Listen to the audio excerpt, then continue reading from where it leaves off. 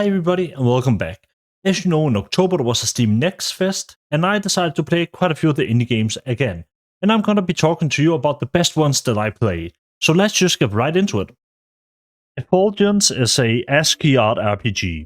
There's no other ways to describe it. It perfectly blends the retro future art style of ASCII art, as it has the retro aesthetic of literal ASCII art, but also has a lot of movement in it and animations and really bright colors that I personally toned down to the lowest setting in the game, because otherwise it was just a little too bright for my taste.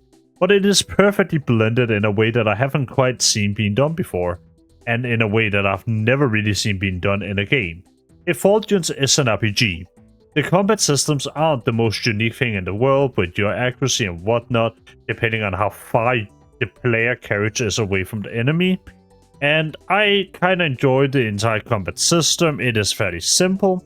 You have your weapons, they have a degradation meter. Essentially you might have 7 shots with one, 5 shots with another, and then when they deplete you'll have to find something new. The way you get new weapons is through killing enemies that will fill up a little meter, that when it's filled up, you'll just get a new weapon.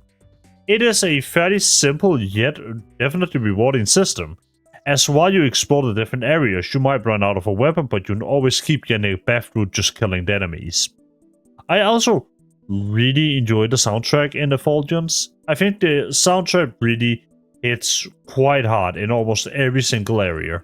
It is never too bombastic or too weird. It is always just a really relaxed, cool, retro atmosphere that I personally really enjoy. I really like how it's sort of lone synthy in some places, and then in other places it gets a little bit more techno-y. I think it's great. However, there are a few areas such as the smuggler's den that simply don't have any audio sometimes, and that can be a little bit rough when you go from having a really good soundtrack to having none. It is so much more noticeable. I also want to say the writing just isn't my thing. I wasn't engaged with that a whole lot, although it is very passable, and there are times where it's genuinely good, such as when you talk to an AI within the demo. There I really liked it, but in the rest of the demo I just found it to be kind of there to just move me along.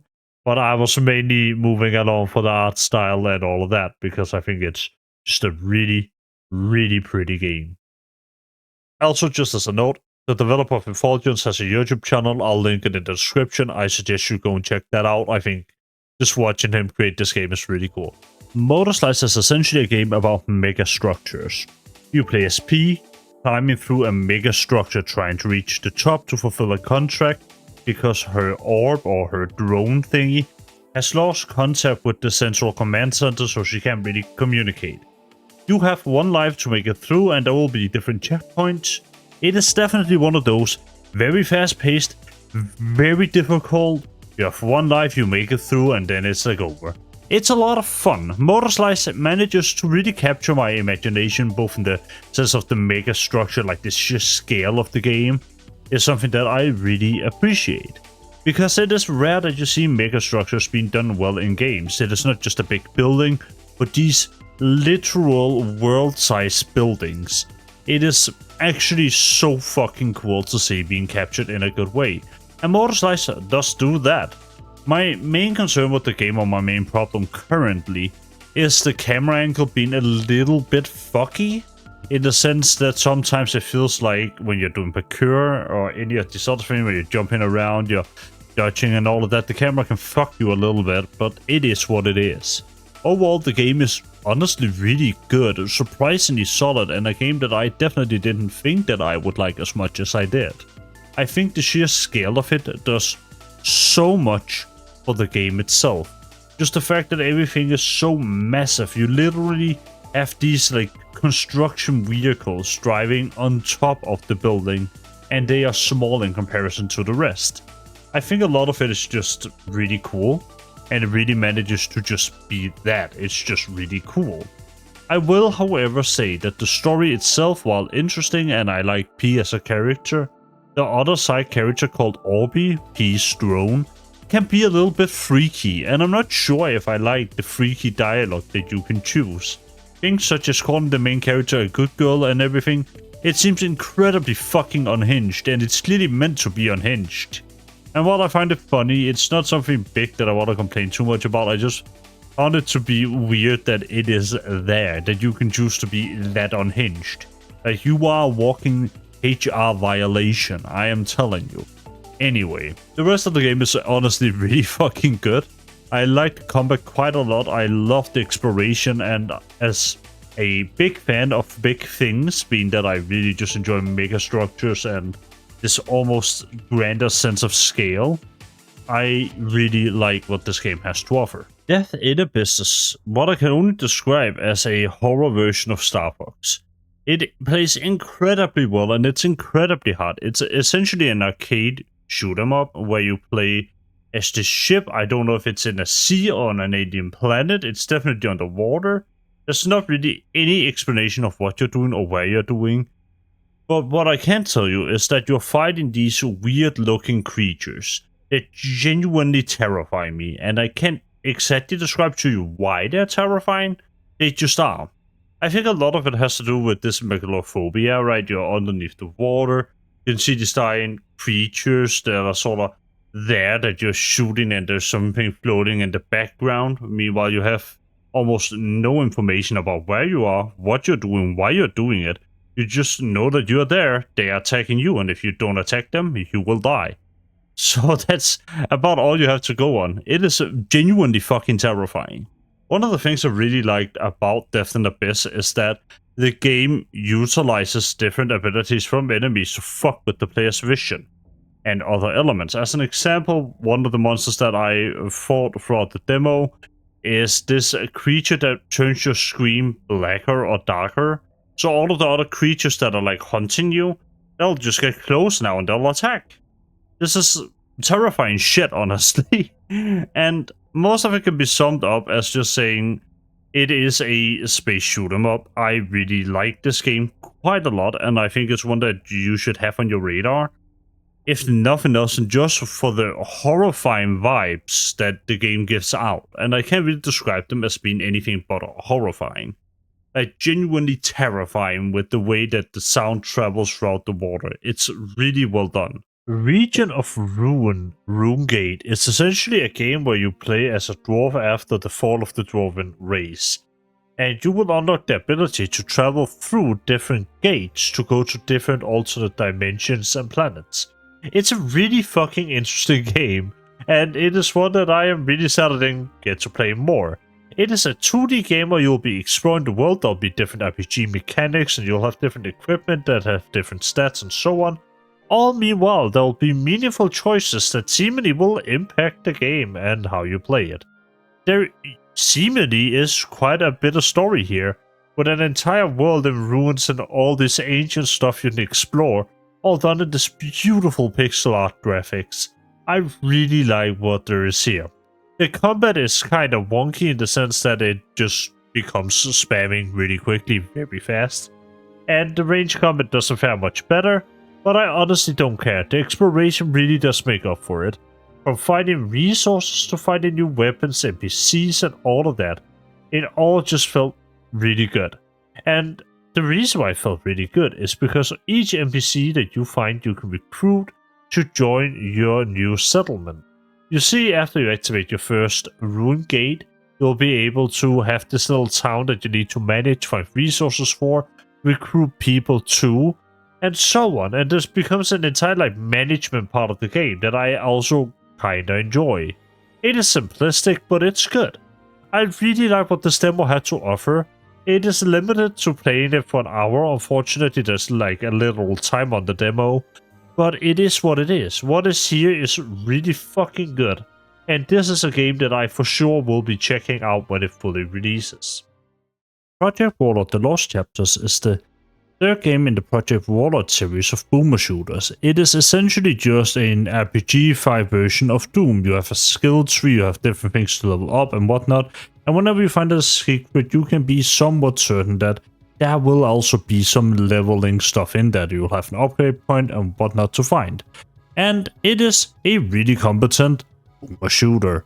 It has a great soundtrack within the demo. I really like the pirate theme, and I feel like the Project Warlock series tends to do Lovecraftian horror pretty well. while not being scary, being more focused on just exploding them and killing all of these monsters and big scary enemies pretty fast. I feel like the Project Warlock series kinda has a good grip on it. It is now the third game in the series, like I said, and I have enjoyed the series so far and will probably also enjoy the full game of the Lost Chapters. I for sure did enjoy the demo for Lost Chapters, and I think Project Warlock overall is just looking pretty good. It's definitely one of those that, in my opinion, is worth trying out if you have any interest in boomer shooters. Cloudheim is a game with two major moving parts. You have your base building and then you have your exploration, crafting, gathering part. And to start off with the base building, it is essentially on this giant flying turtle, where you get to build your base. You can recruit little creatures to come and help you out with different tasks on your base, including crafting and all of that sort of thing.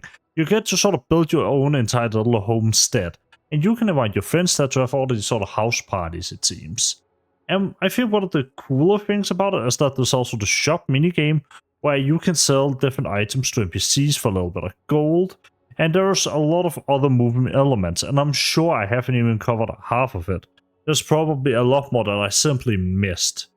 In terms of the actual game though, the thing that you'll be doing most of the time, which is exploring all of these different islands that are in the game, it is also really good. It is obviously very colorful, and it has instance dungeons on these islands. There are different quests and a main story to follow.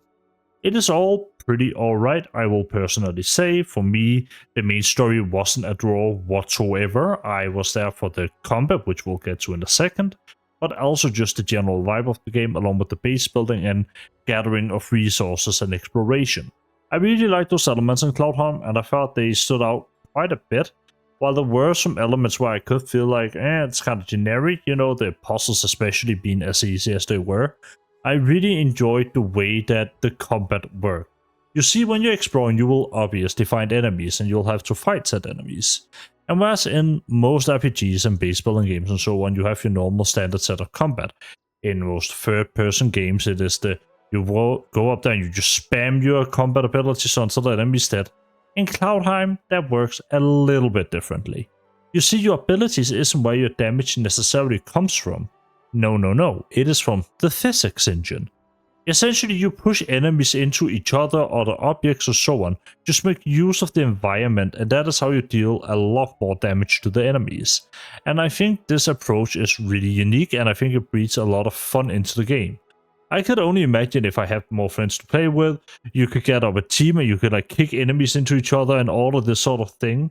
And you can combine the different classes' abilities to do even more damage and like fling monsters around. I think it's really fun. I really like that system, and I hope it's something that is gonna be built way more into than it is right now. Like, it's genuinely a really fun and good system. It's a great idea. Overall, Cloudheim is one of those games that I will definitely keep an eye on, just because I think it is interesting. I think it's fun, and I think it has a nice art style that I kind of enjoy. It's very relaxing, and yeah, it's one of those ones that I think you should be checking out. Verho Curse of the Mask is probably one of the games I'm looking forward to the most today. It is a slow-paced dungeon crawler in the style of Lunar Acid or Kingsfield. You are exploring a kingdom past its prime, trying to uncover what caused the collapse, and along the way you will meet plenty of mysterious NPCs. Essentially, it is fantastic. It is slow-paced. The combat, while it can feel a little bit clunky at times, overall wins me over most of the time. You will be doing some sidestepping, some circling around the enemies, and just some general slapping the shit out of the different enemies. I really like Verho for the atmosphere. Essentially, the story of Verho can be summed up as a curse happened where you couldn't see another person's face. 300 years after that curse, somebody invented masks and everybody started wearing them so they could see each other again. And you are trying to uncover why that curse happened and how we really survived in those 300 years, as nobody knows. Well, that is at least one way you can look at it. You see, every class has its own reason to go and explore there. Or you can just make up your own and roleplay a little bit, that's up to you. But every class has its own reason that they go and explore in Verho. And I really fucking love the system that you have to pick the classes. You see, it's called the Curse of the Masks, and everybody has to wear a mask. That also means that certain jobs are signified through masks. And in Verho, the classes are signified through the mask that you choose for that class. So the different classes is based around a mask, and I think this system is kind of clever because it is essentially a way to signify a little bit of the game lore, that it has really worked its way into the entirety of society, this thing with wearing a mask to signify your job. I think it's really cool, and I really like Verho. The exploration in it is fantastic. There are secret bosses, secret encounters, secret weapons to find, quests to complete, NPCs to talk to, and even a little bit of a jumping puzzle. And while the game can be summed up as just being Kingsfield and Luna Asset, but set in a new area with new NPCs and a new storyline, and also super interesting, I really like it. Like, I don't know how to put it other than I really fucking love Verho. And Verho in the demo on Steam Next Fest actually comes in two parts. You have an endgame part of the game where you can load in and try an endgame character, and an early game part, which I played both, and they're both great, and I highly suggest you go and check out both. Now that is it for today. I really hope you enjoyed the video. I love playing these different games and trying to find something new and just learning about games in general. I think it's really interesting to see what really creative people cook up. And I think games like Verho and also Project Warlock and Death in Abyss really sort of signify that. And I love to see all sorts of different takes on different genres being displayed. And today I just gave you a small display of some of the games you can find within Steam Next Fest. If you're interested in playing any of them, I have left a link to all of them in the description that you can go and check out. And with all of that being said, I hope you have a wonderful day. Thank you if you've watched until this point. Please do the YouTube stuff, you know how it works. And I'll see you all next time. Bye.